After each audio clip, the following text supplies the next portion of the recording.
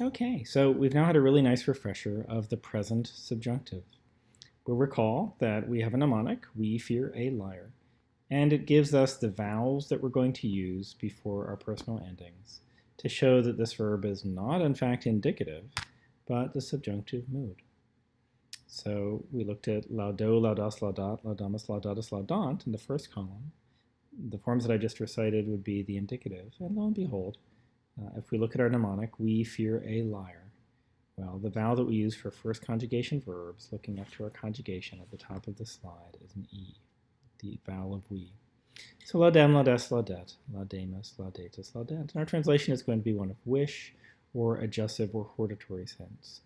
I should praise, you should praise, he should praise, we should praise, y'all should praise, they should praise. Okay, now we go to the next slide, and we're going to do a little bit of practice with our subjunctives. The first thing we want to become attuned to is that to figure out whether a verb is subjunctive or not, we need to know what conjugation it is. So just for the sake of example, I've given you guys the verb curro, currere, which means to run. We have a nice little running man down there, our we're corranes.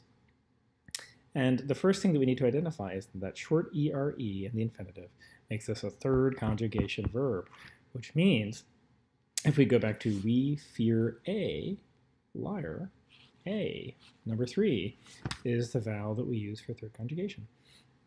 So notice I've given you not just the subjunctive, which is the bottom translation here, but in English I've also given you a translation for the present and the future indicative, just to show you guys how similar these forms are going to look.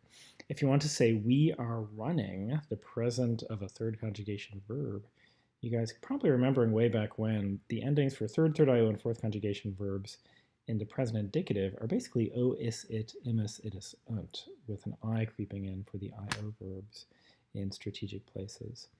And so we are running is going to be currimus.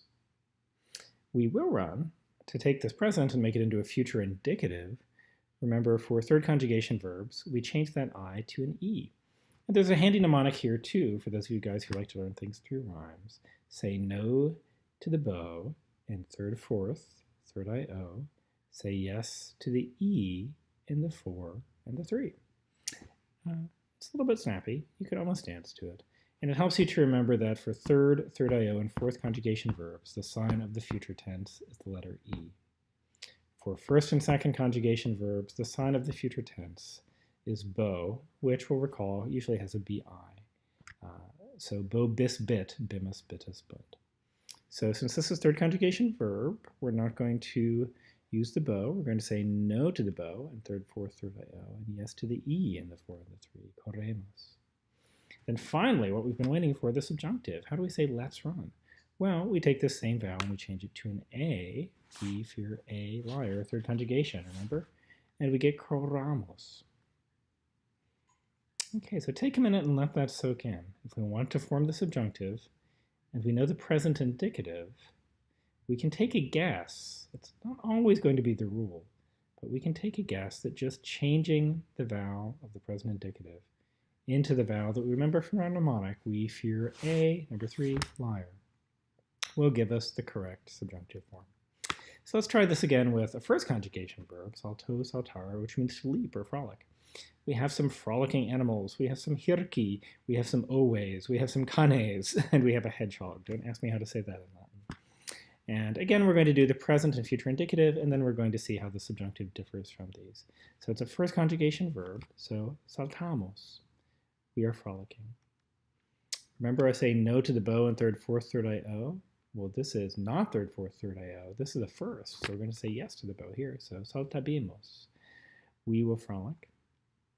And then finally, what we've all come here for, the subjunctive, and we, for first conjugation, we fear a liar. So we take off that A from saltamos, and we substitute an E, saltemos. Let's frolic.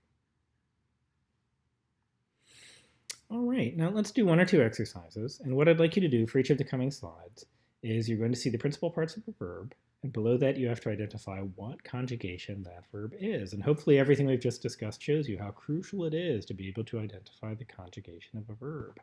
If we didn't know that this was a first conjugation verb, saltemos could be, for example, the present indicative of a second conjugation verb or the future of a third conjugation verb. So your first task on the next slide, and I'd like you guys to write this down when I stop the video, is for you guys to write out what conjugation it is. First, second, third, third I over fourth. Then, using your mnemonic, we fear a liar. I want you to identify what the vowels of the subjunctive will be. And then I'd like you guys to try to translate the forms below. Ready? All right, so we have a subjunctive at the top. Exerceamus means let's practice, or let's do exercises. And we're doing mental exercises here. We have the verb cogito, cogitâre. So in a minute, I'd like you to stop the video and tell me again, ARE infinitive, what conjugation is that? We fear a liar, what is the vowel going to be? And then try using that knowledge to translate each of those forms. So I'd like you to stop the video and do that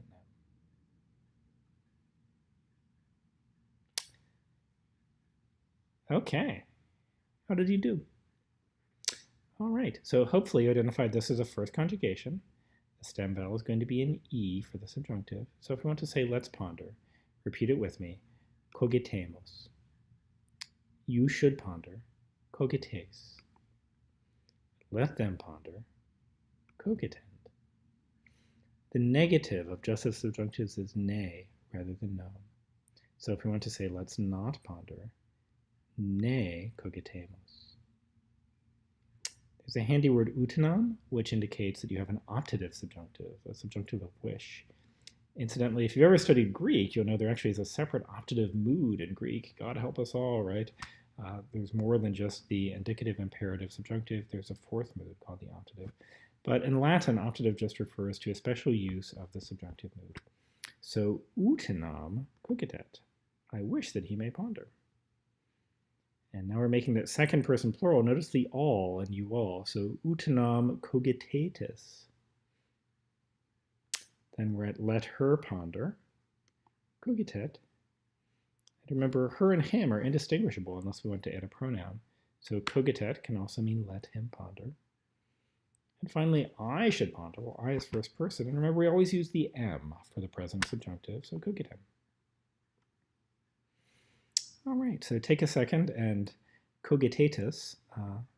You all should ponder this slide. Stop the tape if you need to, and when you're ready, we'll move on to our next example. Okay, so exerceamus number 2. We have finio, finire, and again, I'd like you to stop the slide when I say please stop the slide now. And I'd like you to identify the conjugation. Again, the IRE of the infinitive is your clue here. And also what vowel that shows you about the subjunctive. And remember in a mnemonic, we fear a liar. Liar, the final word of our mnemonic, gives us the vowels for both third IO and fourth conjugation verbs. Both of those use an IA, hint, hint, in their present subjunctive. Stop the video now, please.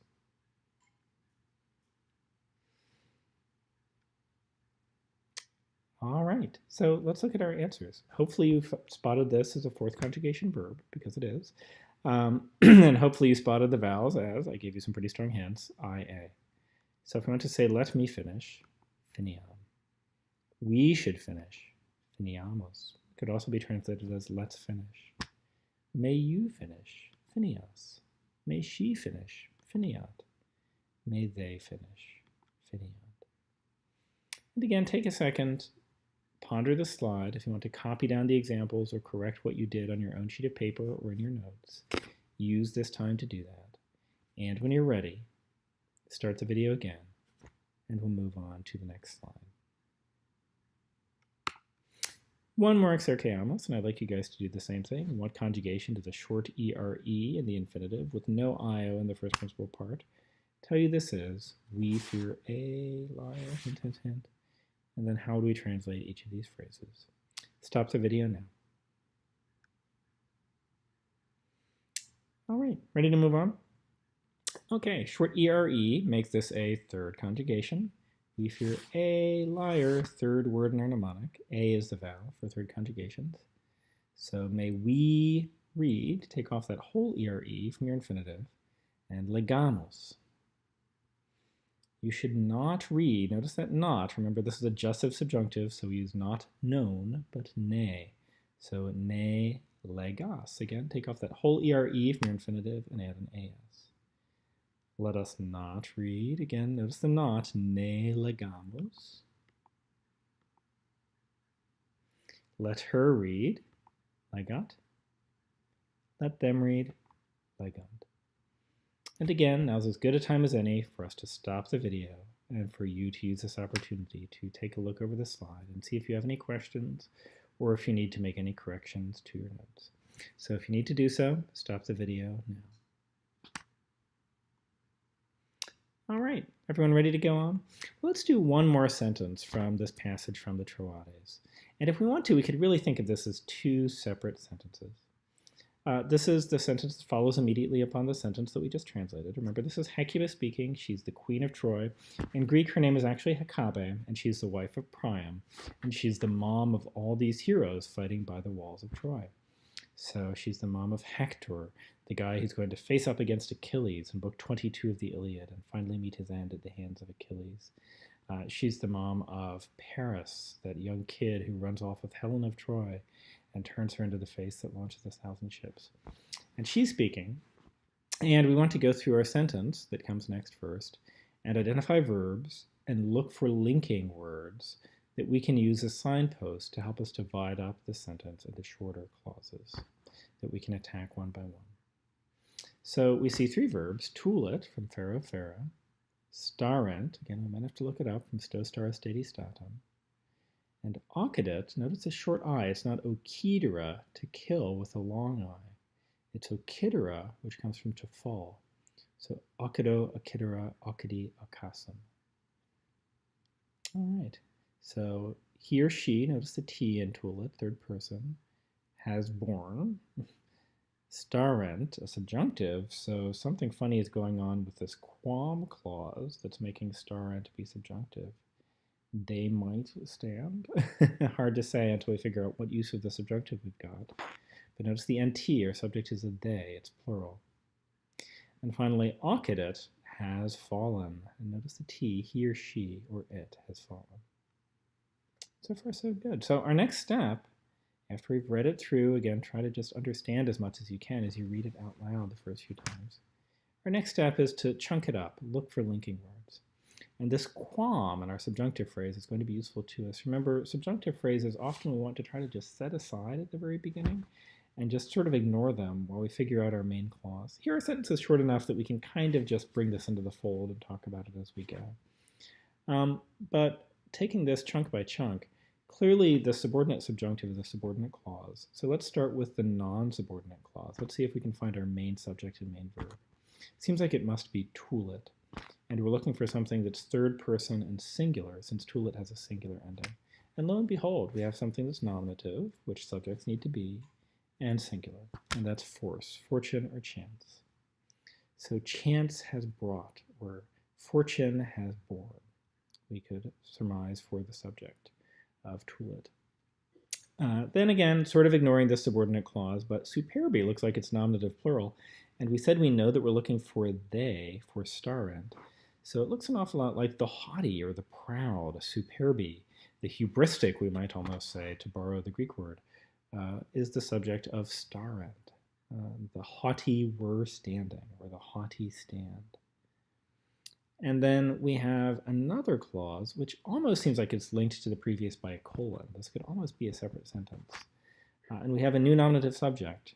The pinnacle or the column, columen, has fallen, overturned, awersome. That's a participle from awerto, awertura, to overturn. A perfect passive participle. So the pinnacle or the column, having been overturned, has fallen. Okay, so we have three subjects and three verbs. Let's see what we can do with this next. Well, our next phrase is to look for some direct objects. I've made them blue here.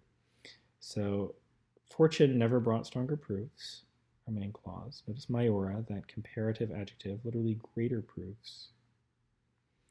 And we can begin to surmise the subordinate clause proofs. That word implies a question. It's a little bit hard to spot, but this is actually going to turn out to be an indirect question of this subordinate clause in the brackets. So fortune never brought stronger proofs in how fragile a position the haughty stand. And then column a wearsome is actually going to be our proof in how fragile a position the haughty stand. The pinnacle has fallen, ... overturned. And we're almost done with our sentence now. We just have a few words, really. Polentis asiae caelitum, that we need to fill in that didn't fall into one of those categories that we were looking for already. Nominative subjects, verbs that agree with those subjects, and direct objects. So let's fill those in. And we get a couple of genitives, polentis asiae, and a genitive plural, caelitum. And we can read through our sentence, fit it all back together, and see if it makes sense. Fortune never brought stronger proofs in how fragile a position the haughty stand. The pinnacle has fallen, overturned, of mighty Asia, the conspicuous work of the gods. And remember, according to one story, the gods actually built the walls of Troy in service to the king of Troy. Another story for another day. But as we look at this sentence, it seems to make sense. It seems to be grammatical. We've identified our subjects and our verbs and translated them correctly. We've thrown in our direct objects. And it seems like we've done a fine job of translating sentence number 2. All right, let's keep moving and go on to sentence number 3.